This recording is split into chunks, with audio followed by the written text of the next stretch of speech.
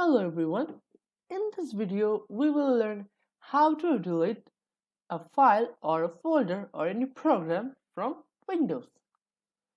So first of all, what is delete in computer? So the delete in computer is the terminology for remove or erase. So you can delete text from a document or delete entire files or folders from your hard drive. But when you delete a file, it is actually not erased, but instead the reference to the file is removed. So that is what the delete in computer means. To learn in more details, you can come back here later.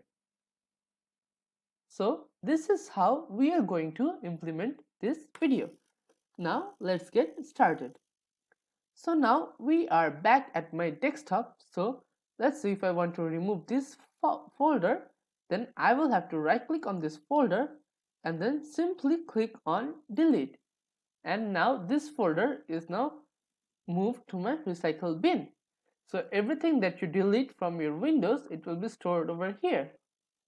So this is how you delete a file or a folder or a program in the recycle bin.